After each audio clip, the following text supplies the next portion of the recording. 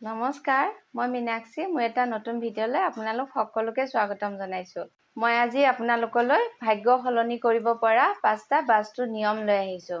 এই নিয়মসমূহ পালন কৰি আপোনালোকে আপোনালোকৰ ঘৰৰ পৰা ঋণাত্মক শক্তি আঁতৰ কৰিব পাৰে আৰু লগতে আপোনালোকৰ ভাগ্য সলনি কৰিব পাৰে। কিনো এই 5টা নিয়ম জানি লওঁ আহকচোন। প্ৰথমতে, বাস্তুশাস্ত্ৰৰ মতে ঘৰৰ ড্ৰয়িং ৰুমত সাধু আৰু মহাত্মাসকলৰ এখন ফটো ৰাখিব। বিশ্বাস কৰা হয় যে এনে কৰিলে তেওঁলোকৰ আশীৰ্বাদ পৰিয়ালৰ সদস্যসকলৰ ওপৰত সদায়ে থাকিব। দ্বিতীয়তে, ঘৰত ভঙা আৱৰ্জনা আৰু অপ্ৰয়োজনীয় বস্তু নাৰাখিব।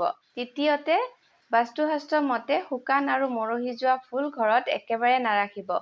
শুকান ফুল ঘৰত ৰাখিলে ই জীৱনত কষ্টৰ সৃষ্টি কৰিব পাৰে বুলি বিশ্বাস কৰা হয়।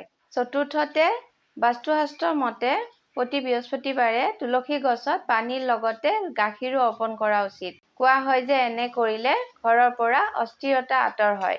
পঞ্চমতে, টাৱাত ৰুটি বনোৱাৰ আগতে গাখীৰ ছটিয়াই দিয়াটো শুভ বুলি গণ্য কৰা হয়। বাস্তুশাস্ত্ৰ অনুসৰি এনে কৰিলে শৰীৰ স্বাস্থ্যৱান হৈ থাকে।